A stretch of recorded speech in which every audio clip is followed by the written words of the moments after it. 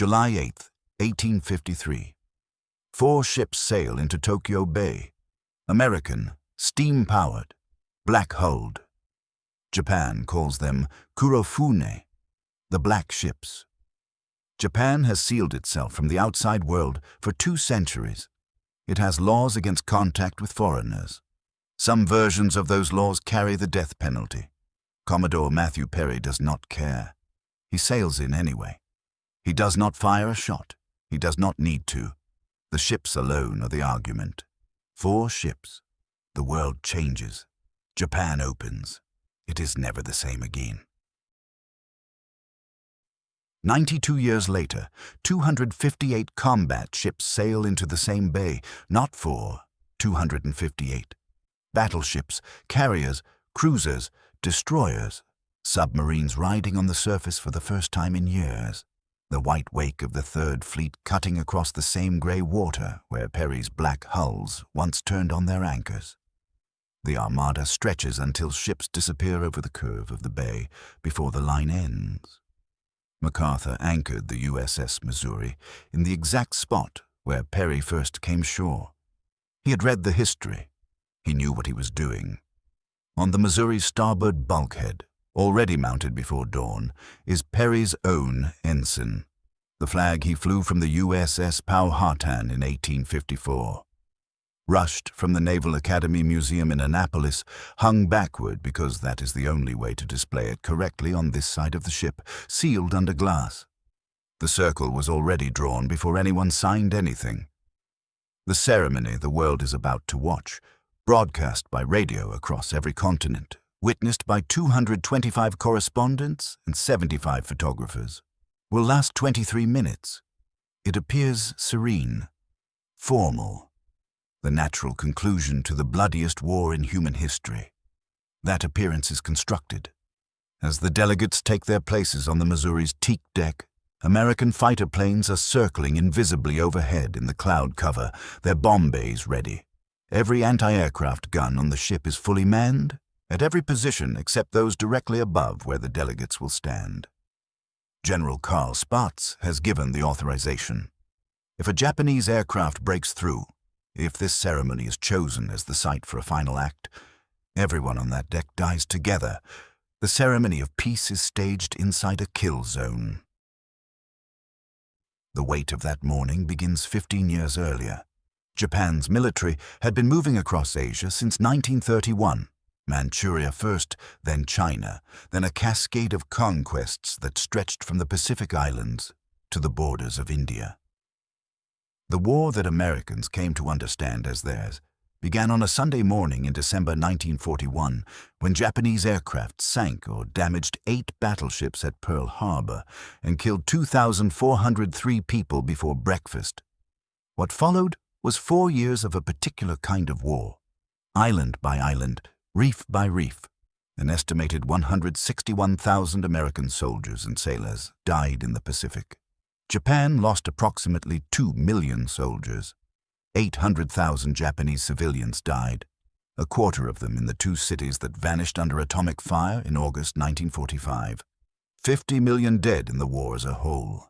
The count can be spoken, it cannot be held.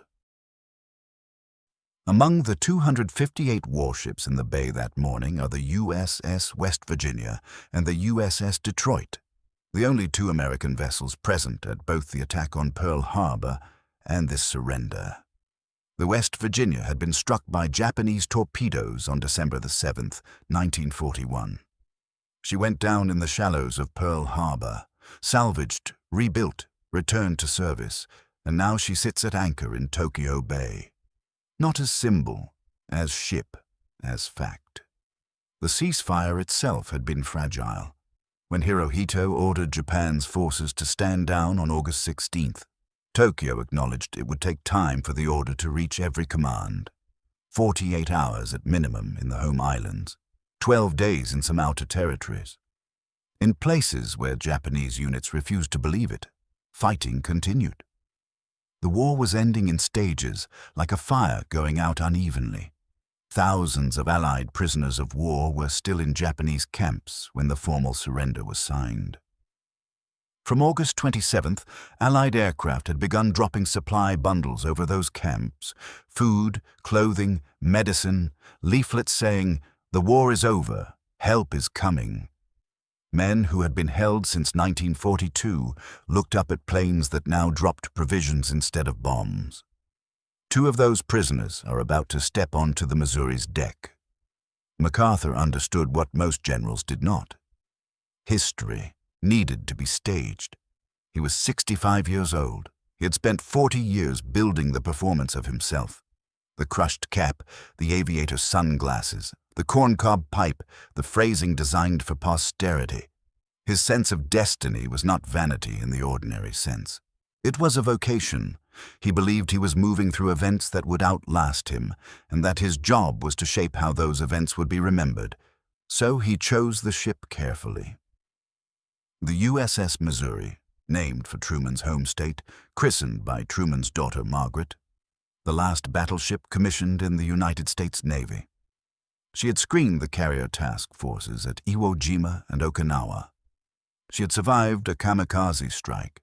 She mounted 9 16-inch guns and displaced 45,000 tons. She was the right ship. He chose the flags. The stars and stripes hoisted at morning colors, the same flag that had flown above the United States Capitol on December 7th, 1941. And Perry's ensign already hung and waiting on the bulkhead. He fussed over the arrangement of the ships, the placement of the Allied representatives, the timing of the flyover. He attended to every detail like a director reviewing a final cut. And then there was the table. The mahogany table provided by the British was too small for the leather portfolio folders holding the surrender documents. A sailor unbolted a folding table from the mess hall and covered it with a green tablecloth that was not entirely clean. The parchment for the instrument of surrender had been found in the basement of a monastery in Manila. The most consequential table in the history of the modern world was improvised from whatever was on hand. MacArthur knew this. He used it anyway. He was not unchallenged on this deck. Fleet Admiral Chester Nimitz, the quiet, methodical Texan who had designed the naval architecture of the entire Pacific War, the island-hopping strategy, the carrier operations, the submarine blockade that strangled Japan's supply lines, was watching all of this from a position of seething subordination. The man most responsible for the naval war that brought Japan to its knees was on a Navy ship, standing behind a general, waiting his turn to sign. Truman had chosen MacArthur to lead the occupation of Japan, and that settled it. Nimitz signed his name and said nothing. Germany's surrender, 4 months earlier, had taken place in a small French schoolhouse, in the middle of the night, with no photographers and no audience.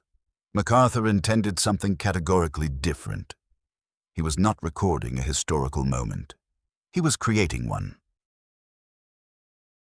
At 8:03 in the morning, the destroyer, USS Buchanan, comes alongside the Missouri's starboard quarter and discharges its senior passengers onto the deck. Among them are 2 men who draw the eye, not because of their rank, but because of what has happened to them. Lieutenant General Jonathan Wainwright, Lieutenant General Arthur Percival, 2 men whose uniforms hang loosely on frames that no longer fill them, both white-haired, both gaunt. Their skin bears the slow deterioration that years of inadequate food and inadequate medicine leave on the body. They stand straight, they are at attention, but the effort is visible. This is what 3 years in a Japanese prisoner of war camp looks like. Wainwright had held Corregidor in the spring of 1942. MacArthur had left the Philippines under presidential order in March of that year, slipping away by torpedo boat at night, promising to return. Wainwright stayed.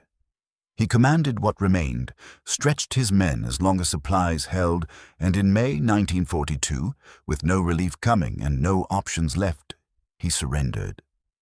More than 12,000 American and Filipino soldiers went into Japanese captivity. Wainwright went with them. He and Percival spent the following years at a special camp at Xi'an in Japanese-occupied Manchuria. An OSS team reached them in August 1945 and brought them out. Percival carried his own weight. He was the British commander who had surrendered Singapore in February 1942. 80,000 troops to a Japanese force that was numerically inferior. One of the worst defeats in British military history. Two men who had surrendered empires stood on this deck waiting to watch Japan do the same. But there is something Wainwright does not know as he stands at rigid attention on the Missouri's teak planking. He does not know that America considers him a hero. When OSS operatives freed him from Hasian and told him so, the emaciated general was incredulous. He had spent 3 years inside the certainty that he was coming home to judgment, that history would record him as the man who gave up the Philippines. He believes, as he stands here, that the country he served may still hold him in contempt. He has prepared himself for shame. There is a further layer the ceremony will not show. MacArthur, in the years since Corregidor, had vehemently opposed Wainwright's Medal of Honor. His position was explicit. Corregidor should have held longer. Wainwright had surrendered too soon. The same MacArthur who built every element of this ceremony, who chose the flags, the ship, the placement of every body on this deck, had spent years ensuring Wainwright received no formal recognition for what he endured. The gaunt general at rigid attention does not know that this is about to change. At 8:56 in the morning, 11 Japanese officials come aboard. Their dress is formal, morning coats, top hats, full military uniforms. Against the khaki and naval blue of the Allied officers massed on every surface of the ship, they are immediately identifiable. They are also immediately alone. None of the high-ranking Allied officers salute them. The senior delegate is Foreign Minister Mamoru Shigemitsu. He is 57 years old, wearing a top hat and formal morning coat, white gloves, and he walks with a wooden cane. His right leg lost in a 1932 bombing in Shanghai, 13 years before this morning. He moves slowly across the deck, bearing a weight far heavier than his body. Inside the delegation, a diplomat named Toshikazu Kase watches the scene from within it. He will later write what it felt like to stand on that deck. A million eyes seem to beat on us with the million shafts of a rattling storm of arrows barbed with fire. They waited, he writes, standing in the public gaze like penitent boys awaiting the dreaded schoolmaster. Beside Shigemitsu, General Yoshijiro Umezu, chief of the Army General Staff, stands rigid in full military dress, his face unreadable.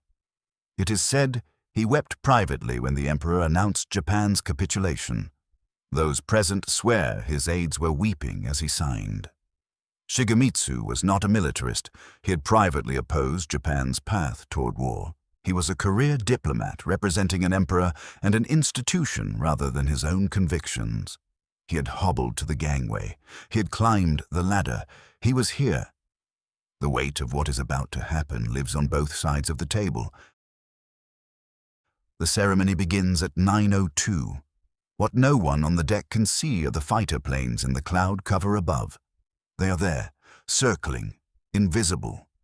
Bomb bays ready. General Spatz has authorized the response if a Japanese aircraft breaks through. The ceremony below proceeds inside a prepared ambush. Every formal gesture, every moment of manufactured dignity is happening over a fully loaded war machine that has not yet stood down. MacArthur steps to the microphone. His hand is trembling. The man who staged every detail of this ceremony, who chose the flags and the flags' positions and the placement of everybody on this deck, is showing a crack. Life magazine's account will note it. The hand that built all of this cannot quite hold still. He speaks. It is my earnest hope, indeed the hope of all mankind, that from this solemn occasion a better world shall emerge out of the blood and carnage of the past. He says the nations meeting here come not in mistrust, not in malice, not in hatred. He calls for victors and vanquished alike to rise to a higher dignity. At 9:04, Shigemitsu steps forward. He walks slowly across the deck. He cannot walk any other way. He reaches the mess hall table in its not quite clean green cloth, leans forward on his cane, adjusts his weight, and signs the instrument of surrender on behalf of the Emperor of Japan. The parchment under his pen was found in a monastery basement. The portfolio around it was borrowed. The world sees a formal act of state. What it is: a man with one leg, leaning over an improvised table, signing away a war he did not begin. Umezu follows. He signs without expression, as rigid as he was on the gangway. His aides, eyewitnesses swore, cannot hold the same composure. The Allied representatives sign in sequence. MacArthur. Nimitz using 2 pens, one of which will eventually rest in the Nanjing Museum in China, Britain, the Soviet Union, Australia, Canada, France, the Netherlands, New Zealand. Then MacArthur returns to the microphone. Will General Wainwright and General Percival step forward and accompany me while I sign? The 2 gaunt men move forward. Wainwright at rigid attention, Percival beside him. MacArthur takes the first pen. He signs his name as Supreme Commander for the Allied powers. Then he turns.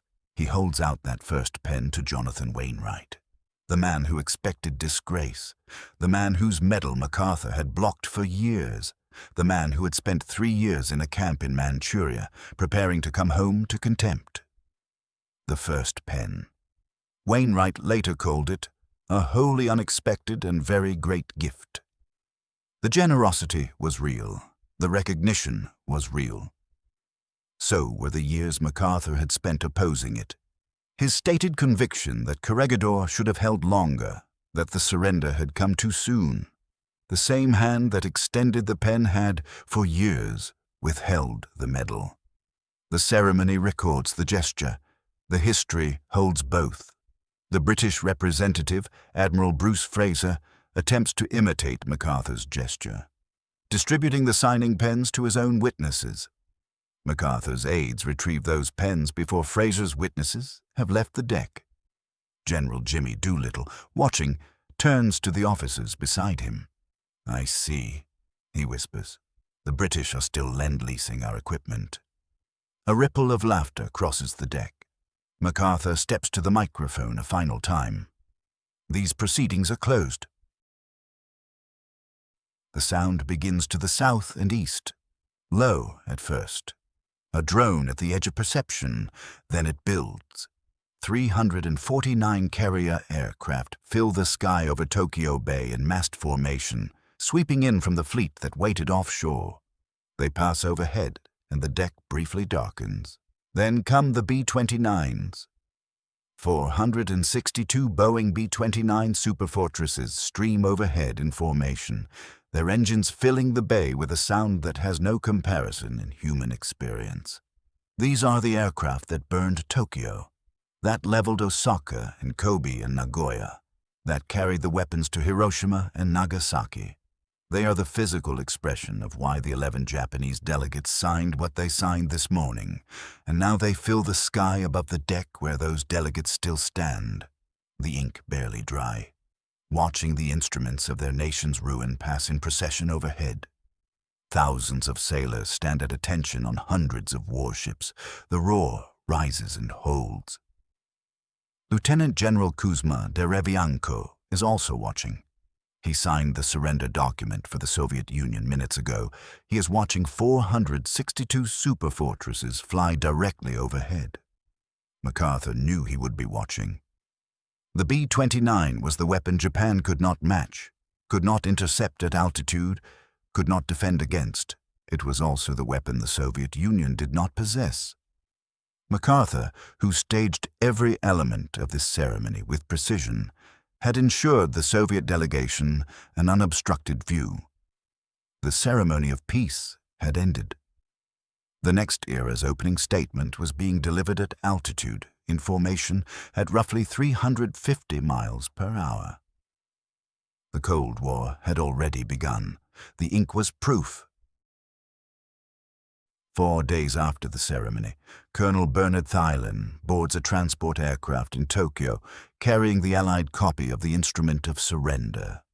He presents it to President Truman in a White House ceremony on September 7th.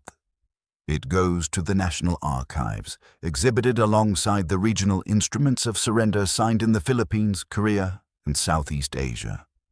The war ending in stages across the width of the Pacific. On September 13th, Jonathan Wainwright rides through the streets of New York City in a ticker tape parade. The streets are lined, people are cheering his name. The man who had convinced himself he was coming home to judgment moves slowly through the noise, through the paper falling from the buildings, trying to understand what has happened to him. He is promoted to full general. He commands armies after the war. He retires after 41 years of service. MacArthur's occupation of Japan produced results that confounded his critics. The man whose theatrical self-presentation had been a constant irritant to everyone around him was given absolute authority over a nation of 70 million people, and he exercised it with a thoroughness that surprised even those who had watched him most closely. Women's rights, labor unions, land reform, a new constitution. The country that had been governed by its military was redesigned from the ground up by the war's most theatrical general. MacArthur is removed from command in Korea in April 1951 by the same president who appointed him. He fades, as he himself predicted he would. He dies in Washington in 1964 at 84. Now, what became of the ship? The USS Missouri was decommissioned after the war, recommissioned for Korea, served again in the Gulf War of 1991, her 16-inch guns firing one last time, nearly half a century after she was laid down. She was decommissioned for good in 1992 and made one final voyage. She is now permanently anchored at Pearl Harbor, Hawaii. She rests within sight of the USS Arizona Memorial, the submerged wreck of the battleship sunk on December 7th, 1941, from which oil still rises to the surface more than 80 years later. The ship that received Japan's surrender is moored next to the ship that made Japan's surrender necessary. 2 ships, 1 harbor, the whole arc of the Pacific War visible from a single point. Jonathan Wainwright, who walked onto the Missouri expecting disgrace, who received the first pen, who rode through the streets of New York while the city cheered his name, died of a stroke on September 2nd, 1953. The 8th anniversary of the ceremony. History found him one last time on its own day and took him quietly. MacArthur's radio broadcast went out from Tokyo that same afternoon, heard across the United States and the Pacific, in living rooms and barracks and hospital wards, and in the homes of people who had been waiting 4 years for these words. Today the guns are silent.